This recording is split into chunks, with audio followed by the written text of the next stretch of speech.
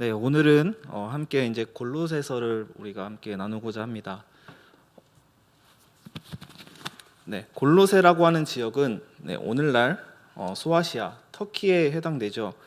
당시 초대교회에서 가장 유명한 도시 중 하나인 에베소에서부터 한 160km쯤 떨어진 도시가 골로새입니다. 대략 서울에서 대전까지 거리가 될 것 같아요. 골로새는 무역으로 번성했던 도시입니다. 그리고 그 옆에는 우리가 요한계시록에 나오는 라오디게아 또 히에라볼리라고 하는 그런 도시들과 함께 있었지만 점점 이름이 이제 쇠퇴해서 상대적으로 이제 히에라볼리나 그리고 라오디게아에 비해서는 감춰진 그런 이름이 된 도시입니다. 어쨌든 이 골로새에도 교회가 세워져 있는데 이 교회는 사도 바울이 세운 교회가 아니죠. 바울이 에베소에 있을 때 아마 두란노 서원에서 가르치실 때 그 가르치는 자리에 있었던 에바브로라는 사람이 그쪽으로 건너가서 세운 교회로 이렇게 추정을 하고 있습니다. 골로새 교회에 대한 소식을 그가 로마 감옥에서 듣게 되는 것입니다. 그래서 우리는 옥중서신이라고 부르는 4편 서신 가운데 한 편지를 오늘 보게 되는 것입니다. 우리가 옥중서신이라 부르는 에베소서, 그리고 빌립보서, 골로새서, 빌레몬서 가운데 이 골로새 성도들에게 편지를 쓰게 된 목적이 있겠죠. 에바브로부터 전해들은 골로새 교회의 소식은 그렇게 썩 좋지 않은 소식들이었습니다. 종교 혼합주의의 영향도 받았으며 역시 이단들에 관한 문제도 있었습니다. 이렇게 보면 교회는 늘 이단적 요소 때문에 고통을 겪었던 것 같아요.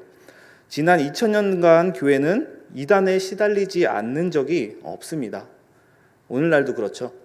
온갖 종류의 이단들로부터 다 공격을 받았고 어떻게 보면 정말 복음처럼 그렇게 많은 변증을 거친 신앙도 없을 것입니다. 우리에게 지금 전해지는 복음은 그런 시련 속에서 정말 불처럼 강한 연단을 받고 우리들에게 전해진 그런 진리의 말씀이라는 것을 깨닫게 됩니다. 먼저 오늘 이 편지를 1절과 2절 인사로부터 시작이 됩니다. 다시 한번 보겠습니다. 하나님의 뜻으로 말미암아 그리스도 예수의 사도된 바울과 형제 디모데는 골로새에 있는 성도들 곧 그리스도 안에서 신실한 형제들에게 편지하노니 우리 아버지 하나님으로부터 은혜와 평강이 너희에게 있을지어다 라고 말하고 있습니다. 골로새서의 발신자는 인사말에서 밝혔듯이 하나님의 뜻대로 그리스도 예수의 사도가 된 바울과 믿음의 형제 디모데입니다. 사도, 여기서 말하는 사도는 예수 그리스도께 직접 부르심을 받아 복음을 전하는 사명을 받았다는 것을 나타내며 바울과 그가 전한 이제 복음의 권위를 한 번 더 강조를 하는 것입니다. 그러하듯이 바울은 사도가 되었지만 12제자는 아니었죠. 그러나 예수님을 만났고 예수님의 부름을 받은 사람입니다. 이방인들을 위하여서 택한 그릇으로 소명이 주어진 것이죠. 그리하여서 바울은 그가 그리스도로부터 이제 사도직을 임명받았다고 굳게 믿는 사람입니다. 다른 사람들이 믿어줬을까요? 안 믿는 사람들이 더 많았습니다. 그럼에도 불구하고 그는 그리스도를 만났기 때문에 그리스도를 만난 사람들은 부름을 받은 사람이고 또 보냄을 받은 사람이라고 이제 들었을 때 변함이 없는 흔들리지 않는 그 자신의 믿음인 것이죠. 저는 우리 주은혜교회 우리 성도님들이 그리스도인이 되었다면 주님께서 부르셨다는 믿음을 놓치지 않게 되기를 바랍니다. 사람이 불러온 것도 아니고 그리고 누가 권해서 온 것도 아니고 시작은 뭐 그렇게 됐을지 모르겠지만 우리가 그리스도를 꾸준히 따르고 있는 까닭은 그분이 친히 직접 부르시지 않고서는 우리가 끝까지 못 따라가게 되죠.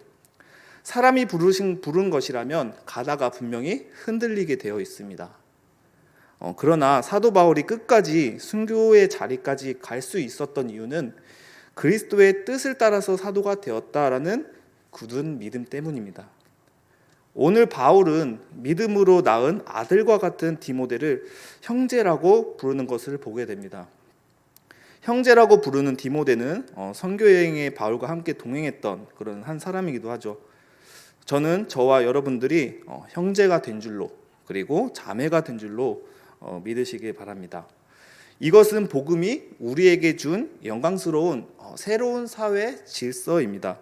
그래서 우리가 형제라고 서로 우리가 보면서 형제라고 부르는 것을 기뻐해야 하는 것이죠.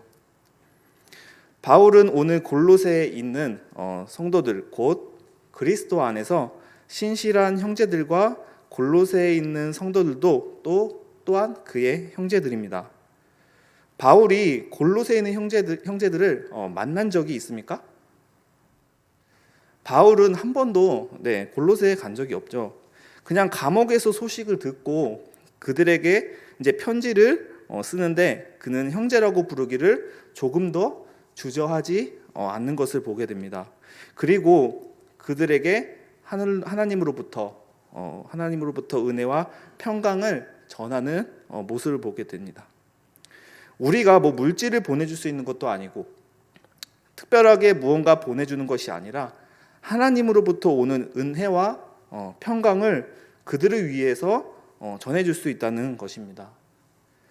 아버지의 크신 사랑과 은혜와 평강을 전할 수 있는 그런 관계가 형제이고 그리고 자매라는 것이죠.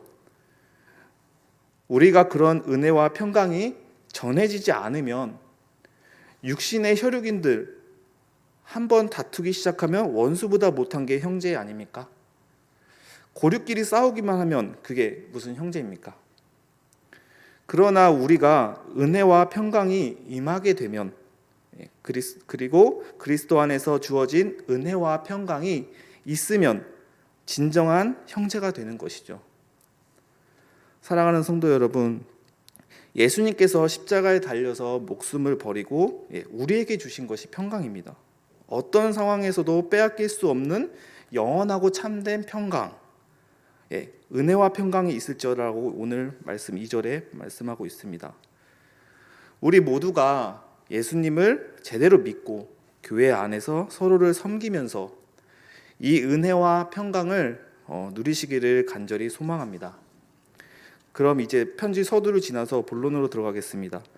3절에서 8절까지는 골로새 성도들로 인한 바울의 감사로 시작합니다. 먼저 3절에서 5절을 보겠습니다. 우리가 너희를 위하여 기도할 때마다 하나님 곧 우리 주 예수 그리스도의 아버지께 감사하노라. 이는 그리스도 예수 안에 너희의 믿음과 모든 성도에 대한 사랑을 들었으며 너희를 위하여 하늘에 쌓아둔 소망으로 말미암으니 곧 너희가 전에 복음 진리의 말씀을 들은 것이라. 왜 지금 바울이 너희를 위하여 기도할 때마다 감사를 할까요? 도대체 지금 있는 곳이 어딘데 감사 기도가 나올까요? 그는 지금 로마 감옥 1차 투옥대로 보고 있습니다. AD 60년경에 그가 로마 감옥에 있을 때 그 축축하고 좋지 않는 그런 환경과 상황 속에서 그런 감사의 기도를 지금 드리고 있는 것입니다. 우리들은 이렇게 자유롭게 예배를 드리고 그리고 우리가 함께 마음껏 찬양하고 기도하고 있어도 감사가 부족한 모습을 종종 보게 될 때가 있습니다. 또한 뭐가 부족하다, 힘들다, 좀 저거 하기엔 좀 그런데 라는 여러 가지 불평, 불만 등을 많은 그런 모습들을 보게 됩니다. 저는 우리가 같이 이 옥중서신을 읽을 때마다 참 정말 우리의 신앙은 어떠한 신앙인가, 바울의 신앙과는 어떤 차이가 있나를 알게 되면서 다시 한번 나의 신앙은 어떠한 신앙을 가지고 있는지 되돌아보게 되는 시간이 되기를 소망합니다. 그래서 지금 바울이 그 로마 감옥에서 감사 기도를 드리는데 그게 무엇인가 하면 그리스도 예수 안에서 너희 믿음과 모든 성도에 대한 사랑을 들었다는 거예요. 그리고 너희를 위하여 하늘에 쌓아둔 소망 때문이라고 말합니다. 땅이 아니고 하늘에 쌓아둔 소망 때문이라고 말하죠. 여기에서 이 세 단어를 우리가 잘 아는 거죠. 믿음, 사랑, 소망을 들었다는 것입니다. 복음이 전해진 곳에서는 이 열매가 있다는 것을 알게 됩니다. 골로새 교회든 에베소 교회든 그리고 빌립보 교회든 복음이 전해졌다는 것은 이 복음 안에 있는 씨앗들이 전해지는 것이고, 그 씨앗이 열매를 맺는데 그 열매를 보면 믿음, 사랑, 소망, 이런 열매를 맺는다는 것을 알게 됩니다. 그게 열렸기 때문에 감사하다는 것입니다. 그래서 골로새 교회에 너희들을 위해서 감사 기도할 때마다 너희 안에 있는 믿음과 성도들 간의 사랑, 그리고 그리스도께 소망을 들은 것, 이 모든 게 감사의 기도 제목인 것입니다. 이런 얘기를 하고 있는 것이죠. 그리고 이제 복음 진리의 말씀, 즉 복음은 진리의 말씀이라는 것을 알게 됩니다. 복음이 무엇입니까? 오늘 말씀에 진리의 말씀이라고 말하고 있습니다. 복음은 우리가 죄 용서 받았다, 진리이신 그분이 우리에게 오셔서 우리에게 진리 안에서 자유함을 주셨다, 이것이 복음이죠. 자, 복음은 어떻게 됐습니까? 6절입니다. 이 복음이 이미 너희에게 이름에 너희가 듣고 참으로 하나님의 은혜를 깨달은 날부터 너희 중에서와 같이 또한 온 천하에서도 열매를 맺어 자라는도다. 복음의 씨앗이 떨어지면 온 천하의 열매를 맺는다라고 말하고 있습니다. 사도 바울의 확실한 믿음의 근거죠. 복음의 능력은 이방인에게나 그리고 유대인에게나 로마에서나 예루살렘에서나 어디서나 열매를 맺을 수 있다는 거죠. 왜냐하면 진리이기 때문에 그렇습니다. 가짜가 아니기 때문입니다. 여기서 골로새 교회가 어떤 교회인지 다시 한번 보겠습니다. 7절과 8절입니다. 이와 같이 우리와 함께 종된 사랑하는 에바브라에게 너희가 배웠나니 그는 너희를 위한 그리스도의 신실한 일꾼이요 성령 안에서 너희 사랑을 우리에게 알린 자니라. 바울에게 골로새 교회의 소식을 전해준 자는 에바브라였습니다. 에바브라는 골로새 출신으로 바울의 신실한 동역자 중 한 사람이었죠. 그는 골로새를 비롯하여서 히에라볼리스와 그리고 라오디게아 지역에 복음을 전했습니다. 바울은 그를 높이 평가하고 있습니다. 그는 바울과 함께 종되었던 자이며 골로새 교회 성도들을 가르친 자입니다. 또한 그리스도의 신실한 일꾼입니다. 바울은 에바브라에게서 배운 복음이 참되고 진실한 그리스도의 복음이라는 사실을 보증하고 있는 것입니다. 바울은 이제 3절에서 8절의 부분을 보면 이제 3절에서 8절 감사와 이제 연결을 시켜갖고 이제 9절부터는 기도로 시작을 합니다. 간구로 시작을 합니다. 9절 이해합니다. 이로써 우리도 듣던 날부터 너희를 위하여 기도하기를 그치지 아니하고 구하노니 너희로 하여금 모든 신령한 지혜와 총명의 하나님의 뜻을 아는 것으로 채우게 하시고 주께 합당하게 행하여 범사에 기쁘시게 하고 모든 선한 일에 열매를 맺게 하시며 하나님을 아는 것에 자라게 하시고.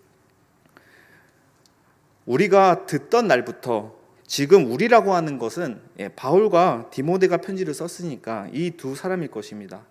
듣던 날부터 너희를 위하여 기도하기를 그치지 않았다. 이 말씀을 보면 진짜 좀 부끄러운 것 같습니다. 본인들이 지금 여기 상황에서 본인들이 출석도 하지 않는 교회이고 뭐 거기에 관련돼 있는 그런 뭐 교인이거나 목회자이거나 아니면 뭐 성도이거나 뭐 그런 관련이 아무 없죠. 근데 그 교회 소식을 듣고 그 소식을 듣던 날부터 지금까지 이 감옥에서 기도하기를 멈추지 않는다. 이게 어떻게 가능할까요?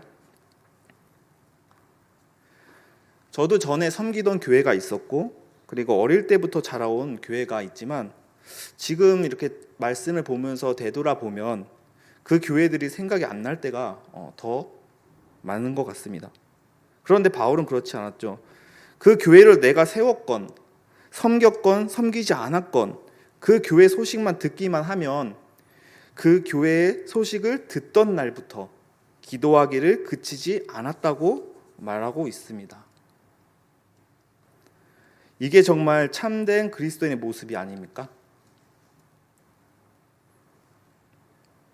또한 너희를 위하여 기도하기를 그치지 않았다고 말하고 있습니다. 그리고 모든 신령한 지혜와 총명의 하나님의 뜻을 아는 것으로 채우게 하시라고 말하고 있죠. 여기서 바울이 어떤 기도를 하는 것이죠? 바로 지혜와 총명이 하나님의 뜻을 아는 것으로 채우게 하시라고 구하고 있습니다. 성도 여러분, 이뿐만 아니라 우리가 살아가는 세상에서도, 우리가 지금 현재 여기 이 땅에서 살아가는 그 순간에서도 지혜와 총명을 구합니다. 그러나 이제 그리스도인들이란 하나님의 지혜와 총명을 구하는 자들이죠. 그리고 그리스도인들이란 하나님의 뜻을 아는 것으로 시작이 됩니다.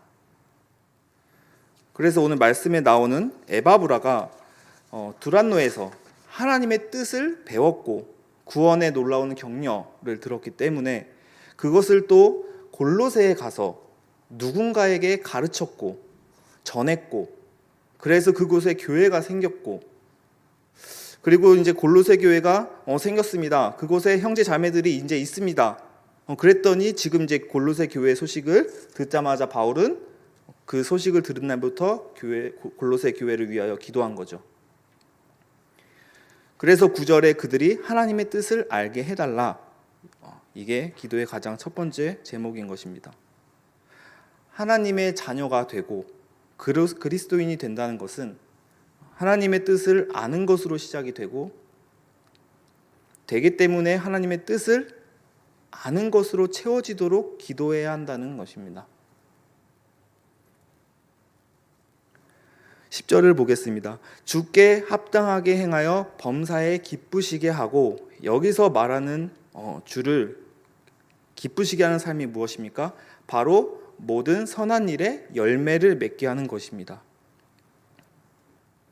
성도의 인격과 삶의 풍성한 열매를 맺는 것은 하나님께 합당하게 행하여 그분을 기쁘시게 하는 일이라는 것입니다. 성도 여러분, 우리는 험한 시대 속에서 살아가고 있습니다. 우리가 세상에서 험한 인생을 지금 살고 있지만 주께 합당하게 행하고 그분을 기쁘시게 하기 위해 모든 일에서 아름다움이 드러나야 합니다. 누구든지 우리 곁에 다들 와서 한마디씩이라도 나누고 싶고 아름다운 성품이 빚어지도록 해야 합니다. 그리고 우리의 얼굴에, 우리의 말에, 우리의 손발에 선한 열매가 풍성하게 드러나도록 이 땅을 살아야 하고, 우리에게 나타나는 행동, 우리의 입에서 나오는 말이 복된 열매들로 풍성하게 맺히는 것을 주님이 기뻐하시는 것입니다. 그리고 하나님의 뜻을 아는 것으로 먼저 채우고, 하나님의 뜻을 알면 하나님께 합당한 삶을 산다는 것입니다. 주님을 아는 지식이 자라는 것은 성도가 이 세상을 떠날 때까지 해야 하는 일입니다. 이제 다 됐다라고 생각하는 순간 우리에게는 큰 위험이 다가올 수도 있습니다. 성도 자신이, 내 자신이 예수 믿는 것에 대해서 좀 알 것 같다는 생각이 든다면 위험한 자리에 왔다고 여기면 틀림없습니다. 평생 성경 연구를 해도 전문가가 될 수가 없죠. 하나님을 아는 지식에는 다함이 없기 때문입니다. 그래서 우리들은 죽을 때까지 하나님을 아는 지식에서 자라야 하는 것이 중요합니다. 11절과 12절을 보겠습니다. 그의 영광의 힘을 따라 모든 능력으로 능하게 하시며 기쁨으로 모든 견딤과 오래 참음에 이르게 하시고 우리로 하여금 빛 가운데에서 성도의 기업의 부분을 얻기에 합당하신 아버지께 감사하게 하시기를 원하노라. 11절에 그의 영광의 힘을 따라 모든 능력으로 능하게 하시며, 여기서 그는 하나님이죠. 능하게 하신다고 했습니다. 기쁨으로 모든 견딤과 오래 참음에 이르게 하시고라고 기록이 되어 있습니다. 우리가 예수 믿는 사람, 곧 성도라는 정체성을 분명하게 드러내고 이 땅을 살아가려면 주님으로부터 능력을 덧입어야 합니다. 주님의 능력 없이는 도무지 성도의 삶을 살 수가 없죠. 우리는 한계가 많을 뿐 아니라 세상이 우리를 지지하지도 않기 때문입니다. 또한 악한 영들의 공격과 또 끝없는 미혹이 우리의 삶 도처에 있기 때문에 우리의 힘과 결단만으로는 신앙생활을 할 수가 없습니다. 그래서 주님의 능력을 덧입어야 합니다. 그런데 사도는 주님의 능력을 덧입도록 이렇게 말합니다. 그의 영광의 힘을 따라 모든 능력으로 능하게 하시며, 여기서 힘이라는 것에 준하는 단어들이 하나가 아닙니다. 3번이나 반복해서 표현하고 있습니다. 왜 그럴까요? 바로 우리 삶에 다양한 형태의 하나님의 능력이 필요하다는 것을 보여주기 때문입니다.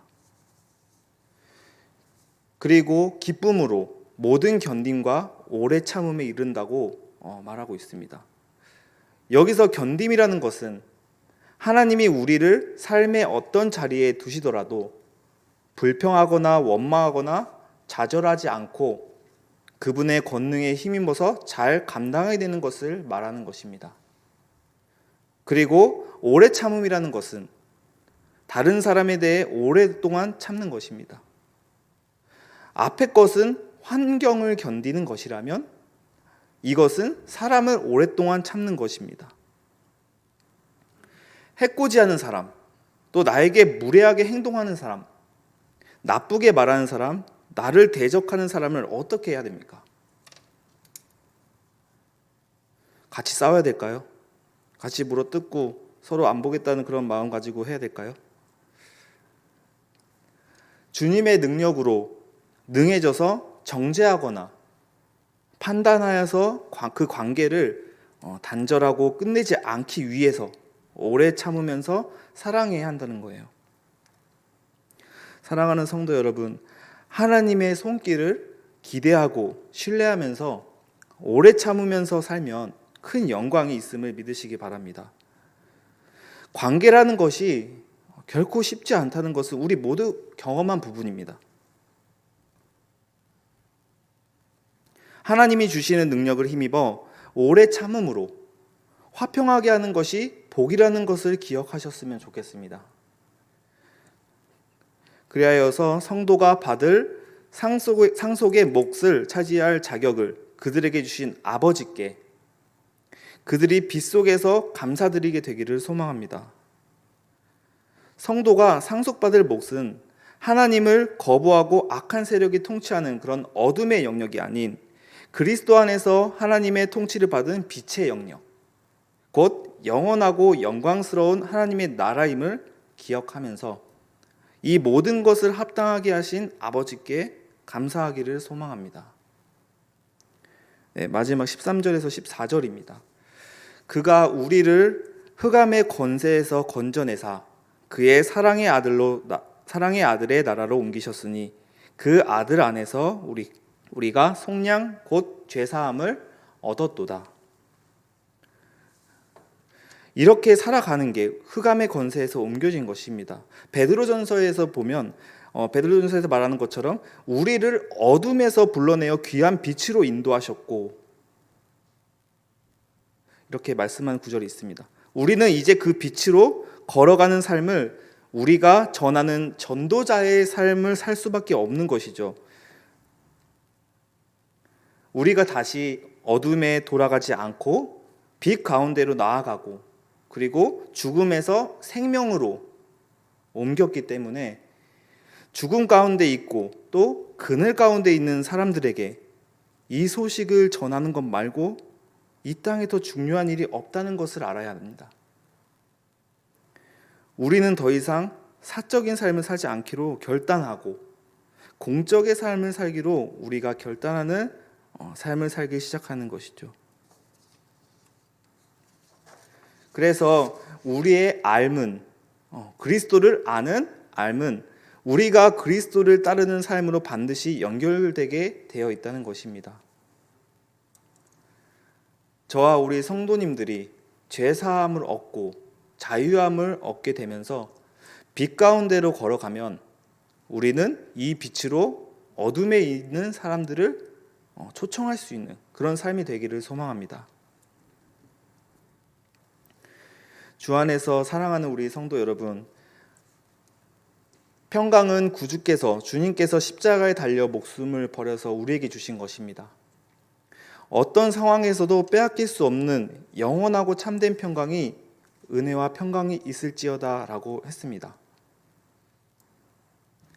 우리 모두가 예수를 제대로 믿고 교회 안에서 서로를 섬기면서 이 은혜와 평강을 누리시기를 간절히 소망합니다.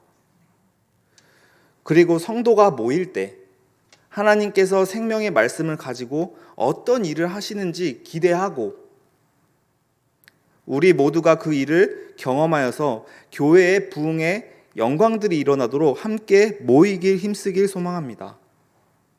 믿음의 부흥, 사랑의 영광스러운 수고들, 그리고 소망의 인내들이 회복되도록 또 모이고 복음의 말씀을 들음으로 믿음과 사랑과 소망의 영광스러운 표시가 나타났던 골로새 교회처럼 말씀의 앞에 우리의 삶도 다시 살아나는 부흥을 경험하기를 간절히 소망합니다. 주님께서 이렇게 복 주시는 은혜가 우리뿐만 아니라 조국 땅에 우리나라에 또 세계에 널리 퍼지기를 간절히 소망합니다. 또한 선한 일에 열매를 맺어서 하나님을 아는 것에 자라 그분의 능력으로 능해지기를 소망합니다. 그래서 하나님이 우리 삶에 붙여주신 환경과 사람을 견디고 오래 참음으로 아름답고 감사가 넘치는 은혜가 우리 성도님들께 있기를 간절히 소망합니다. 네, 기도하겠습니다. 오늘 말씀을 기억하면서 함께 나가고자 합니다. 기도할 때 하나님 골로새 성도들에게 보냈던 이 바울의 애틋한 마음, 그 진지한 사랑의 마음, 누군가의 소식을 듣기만 하면 교회 소식을 듣기만 하면 기도를 멈추지 않는 그 놀라운 열정, 그 열정이 꺼지지 않는 불이 우리에게도 있게 하여 주시옵소서. 또한 우리가 하나님께 합당하게 행하여서 범사에 그분을 기쁘시게 하기 위해 이 땅을 살아가기를 또 기도합니다. 이를 통해서 선한 일에 열매를 맺어 하나님을 아는 것에 자라 그분의 능력으로 능해지기를 간절히 소망합니다. 그래서 하나님이 우리의 삶에 붙여주신 환경과 사람을 견디고 오래 참음으로 아름답고 감사가 넘치는 은혜가 있기를 소망합니다. 우리가 이 자리에 나올 때 무언가를 또 하나님께 간절하게 구하고 있다면 사도 바울과 같이 간구할 때 성령의 지혜와 지식을 위하여 간구하고 삶의 실천을 위해 간구하고 기쁨의 능력으로 견디기 위해서 간구하고 감사하는 삶을 살기 위해 간구하는 그런 삶이 되게 하여 주시옵소서. 모든 것 감사드립니다. 예수 그리스도의 이름으로 기도드립니다. 아멘.